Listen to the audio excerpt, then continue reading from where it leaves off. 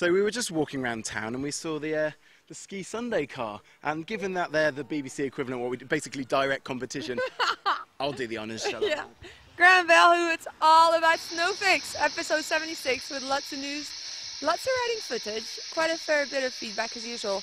But most importantly, the grand return of being John Verity, the first official episode. So whilst you guys get on with that, we're going to get on with this. Hello and welcome to Being John Verity. Well, I've been a bit absent apart from my avalanche on Snowfix, so I'm going to give you a little recap of what I've been getting up to since, what, mid-December. Came out on the ferry. I don't know if you might be able to gather, but it's kind of pretty windy out here to see. Jumped in the car, drove all the way down to Chamonix.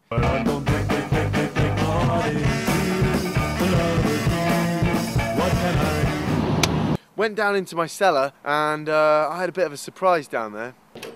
And the first thing is getting all my snowboard stuff ready because I'm going to go up and... Where have you been? Paddy, You said you're going to be 5 minutes, you've been 7 months.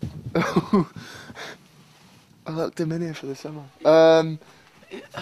You said you're going to be 5 minutes. Where's my other cardboard cutout? What have you done with my other cardboard cutout? I didn't see it. Oh, shut up! I didn't take it. I didn't see Look, it. I'm sorry, Paddy. It's just that I've been having a few anger issues lately, and but look, I tell you what. Come on, why don't you come skiing? Come and get some sunlight. I'm going riding with Dom, so.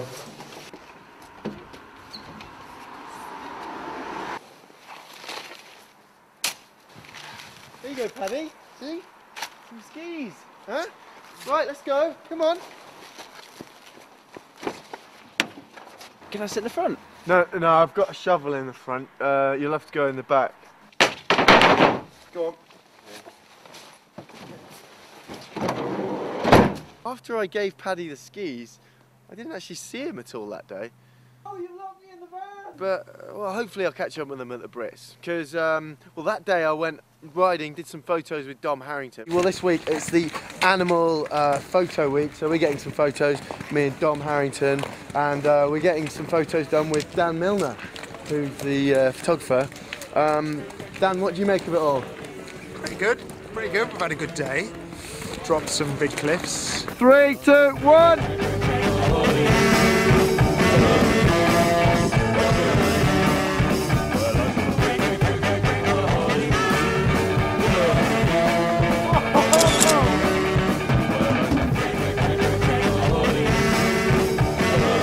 Oh, you just ruined the shot.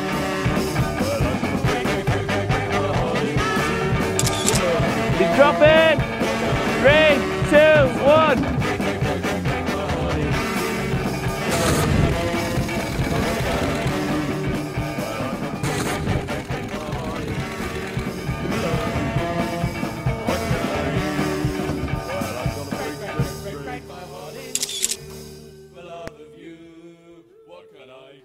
And then last night I got a call from the Snowboard UK photo editor asking me if I wouldn't mind doing a jump for him to try and get a shot. This evening what I'm going to do is I'm going to see this lamppost here, I'm going to try and jump over it using a little bit of a kicker. And the thing that's really worrying me is the landing because it's not very big at all. It's kind of got to be proportional. And look at that, it's not. You okay? Do you know where you are? Just go and breathe that one.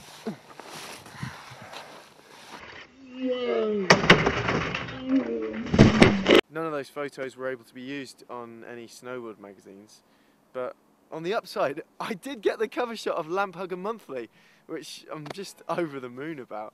Please let me out, can I come out now? Right then, on to the news. That's First the up, way up. Jules, what are you doing?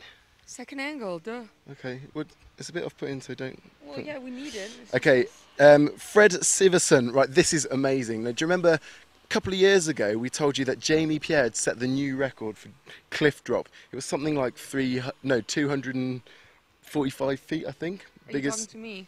I'm talking to everyone, Oh, right. you and those guys. Basically, he did it for Christianity. just to prove because he survived or whatever. Someone else has gone and beaten it by miles. Fred Siverson, he got 107 metre drop, which is 351 feet. Oh my He God. did it by accident, right? Oh my God. This didn't actually just happen. This happened about a year ago. I think it was 18th of March 2008. It happened, but the footage has only just been released. So for a long time, people were unsure whether it was true or not. There was a lot of... This almost hit in Charlie's nostril. I know. That's why I don't want it touching my face. So yeah, basically it happened about a year ago, Right. but the footage has only just come out and it's been proved that it did actually happen, and it was actually 107 metre unintentional drop that's just set the record. He was apparently estimated as going 80 kilometres per hour when he went off the cliff, and he was buried 2.5 metres into the snow when he landed.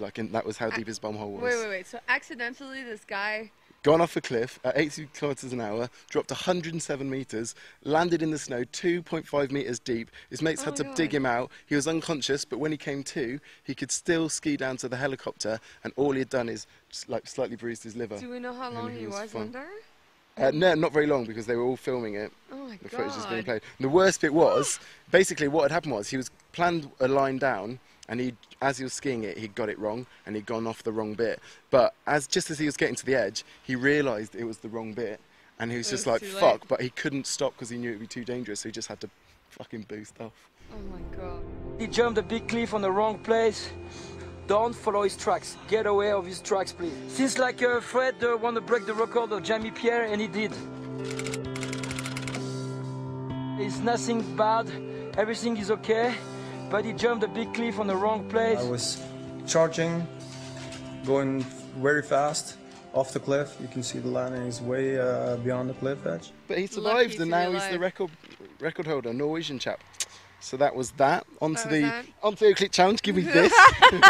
You can't come too close because I'm a girl.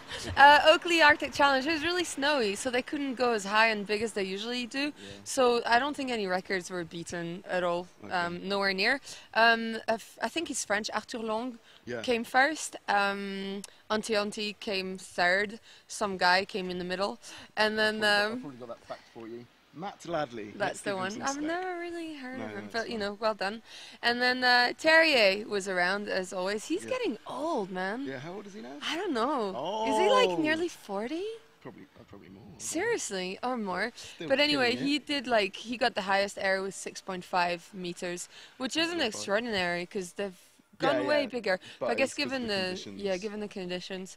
But I think also because there's a lot of people, I had not heard of this trick before. It's called the chuck flip, What's and a it chuck looks flip? pretty rad. They kind of go up and do craziness. Ah. But I think because of the conditions, a lot of people were crashing that, and people were landing on the airbag on the top of the quarter. Pretty. Yeah, not. But okay. yeah. I But just get really scared now because you know you've lost an organ. So when I see people crash, I always expect the worst. I know, it's bad. I'll tell you what was good though. The Rebel Play Streets. Let's swap wait, again. give me this one back. Now this is an event. notes. Ooh, my handwriting. The Red Bull Play Streets is an event in Austria in a place called Bad Gastein,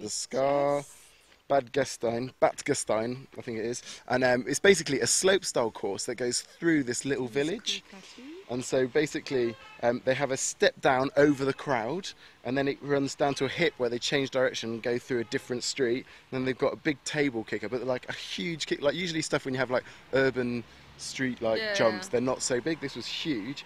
Then you have to put on the brakes, you go over this bridge, and then you have a step down over a road. And then the last feature, you jump up onto a box which is on the roof of a building, and then step down the other side. It was all really ski. cool. Yeah, it was really cool. All skiers? All skier event. Oh, really? Yeah. Paddy Graham was there representing. Paddy! Boom, boom. But the finalists were all Austrian, except for the winner, who was Australian. Oh my god! Russ really? Henshaw. Yeah. Russ Henshaw won a Suzuki Vitara as part of his What's that? prizes of a car, 4x4. Oh, well done. So there you go. That was cool. I thought But it might be a guitar. Talking of vehicles, Yeah. we were on some vehicles in snowy Montana. Nice transition. Oh, thank well, you. you all were. I was too cold. It was like minus 36 it out was there. so I couldn't cold. do more than an hour, so I let the guys go off, and this is what they came back with.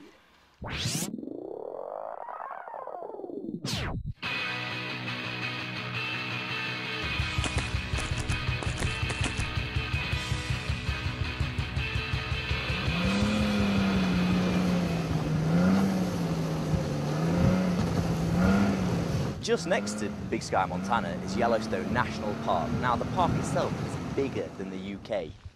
That's a fact. And it holds some pretty interesting wildlife. Moose, elk, wolves, bear, deer, but my personal favourite, wolverines. To get around this huge place, we were each given a skidoo. I kind of rule this machine. I'm killing the environment, but it feels good.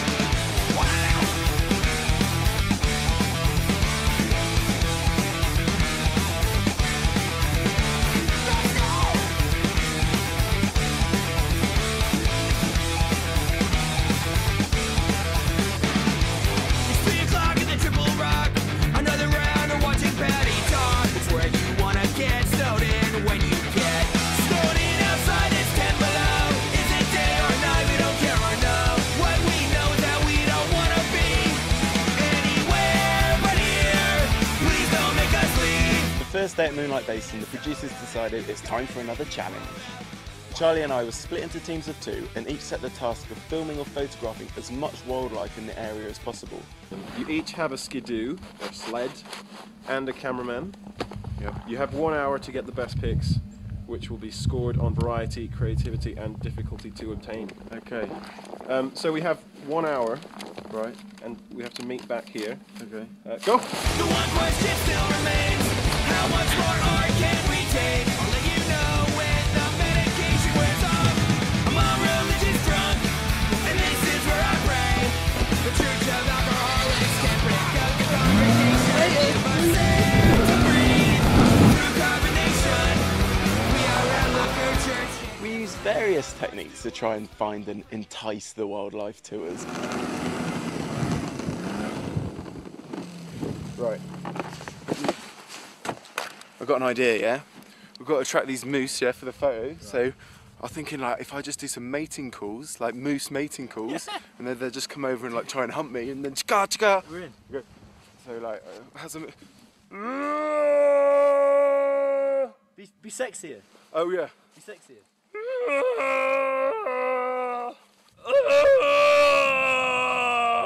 Bear. Prince. My advanced tracking knowledge is telling me that this must be a massive grizzly bear. Now, we've got to be quiet because they're quite dangerous. So let's... I'm pretty sure Charlie's only trekking experience is from watching Lord of the Rings. He was all like, "Come Legolas, a hobbit has passed this way." I was just thinking, Nick, do you think, I don't know, do you think this is a bit noisy? Do you think it might be scaring them off? It's pretty noisy, isn't it? Pretty noisy. I was thinking maybe what I should do is just camouflage myself a bit more. Cool, yeah. And then we can kind of stalk the animals. But in the end, and without much success, we decided all this time looking for animals was just less time on the skidoos. Actually, Nick, fuck these photos, should we just go and play on the skidoo for a bit? Yeah. Get the fuck out.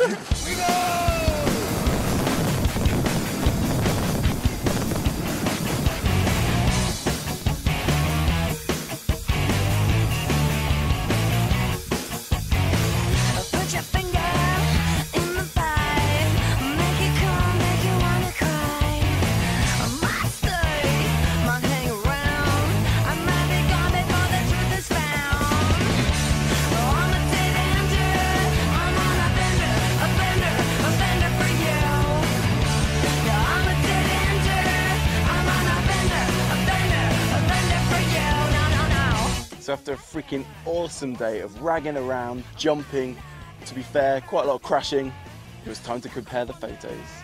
Somehow, Charlie managed to get this really impressive picture of a moose.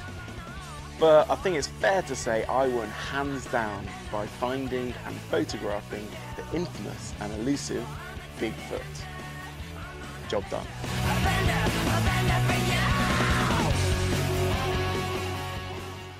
Alright, so feedback this week. The books have finally arrived. Nathan Gallagher got round to putting them in post. Check them out. Yeah, so that's what a couple of people would have won with their injuries. Have won. I haven't actually watched the injuries or the episode. Talking of the injuries, the guy who had the injury to win this book, his name was Josh Prieto. Since winning the book, he sent us an email with his address, and he actually mentioned that he's had another tumble off a cliff. Josh! Bruised some ribs and his lung again. Oh my God. Just learn a lesson, otherwise we're going to take it back. We've only got one book as well, like there's no point trying. But take it easy. Yeah, look after yourself. And also the other bit of feedback we had, Claire, this lovely lady from Ignite, do you remember a couple of episodes ago you hit me in the head when I wasn't wearing D3O hat? Well, she actually sent me one to say keep safe and just in case Jules is around. Oh, so one of them is, this is this a is hard it. one. So this is the one that I'm wearing. Hang on, so how does this work? Well, so basically, it's got, have a play with it. It's got D3O in it. So it's like all... So it's soft, it's but like it goes all hard. soft. And this is what they sent me as well, a little part of this goo, and this is basically what D3O is. If I can open it up. So like, look, it's really soft, we can just push it, but then if you hit it hard, it doesn't...